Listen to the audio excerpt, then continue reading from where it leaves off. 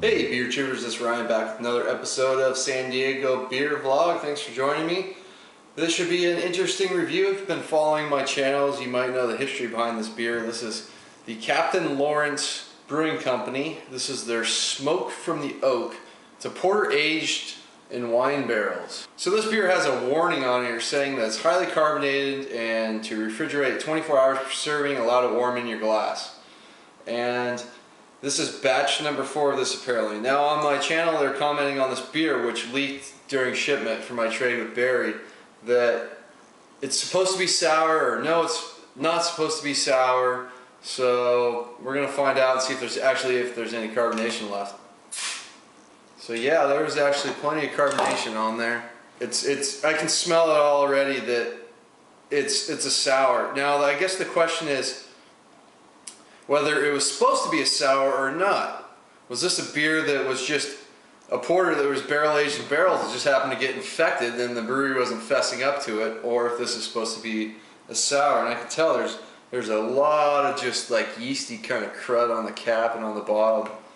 And yeah, there is a lot of carbonation. It's probably a good thing this leaked because there is a decent amount of carbonation. I'm getting a 2-finger, really just kind of tan head, some mostly small bubbles coming off of it. Let's get the nose on it. Oh yeah, it smells like you'd expect a sour would. I mean, it's very potent, but the thing is, it smells pleasant, like a sour is supposed to smell, not a porter in this case that's been infected and gone wrong. It's not like the smell is not turning me off. It's got a very vinous, really just tart aroma to it. I mean, you're getting like some dark cherries on there, maybe a tiny bit of a roasted note. There's a bit of oakiness on there as well.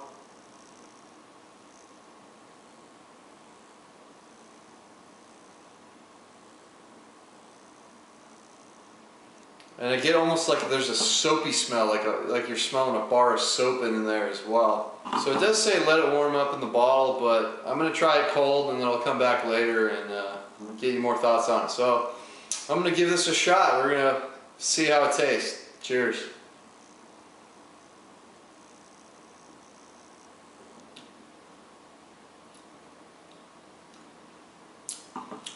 You know what? That's not bad at all. It is very tart up front, but it's not in like a bad way. Like I have tasted some beers that have been infected and they're awful tasting, but this one does have a lot of tartness up front along with a lot of carbonation. As the tartness fades, the porter end really comes into play and leaves you like a little bit of like a chocolate note on the back end.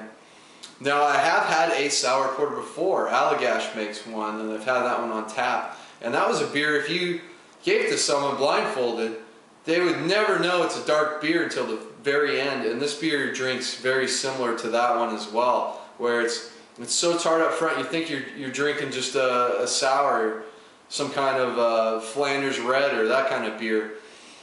And then at the back end you're kind of reminded, oh wait, this is actually a porter-based beer, not like a wheat beer like a Lambic or a Goose, or you know, some of those other American wild ales that you see.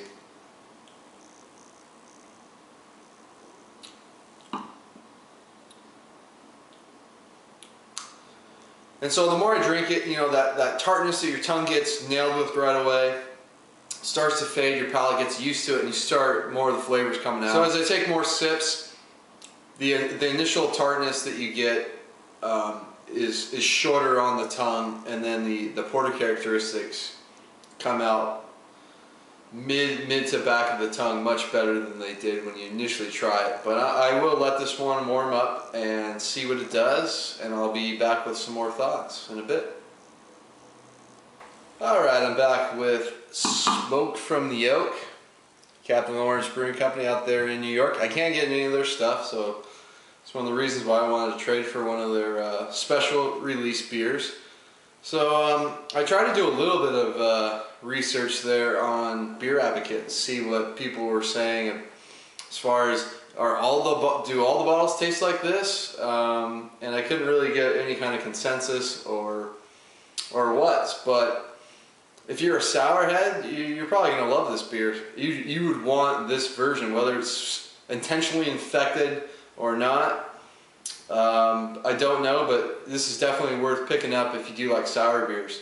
So I mean, I'm kind of at a conundrum what to kind of view this as, because as far as I'm concerned is what they're saying on their label, that this is supposed to be a wine barrel aged smoked porter.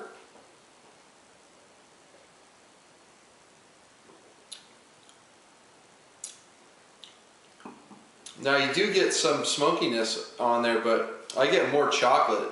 For a porter, this one has a lot of chocolate going on that kind of reminds me a little bit of the Fuller's London Porter.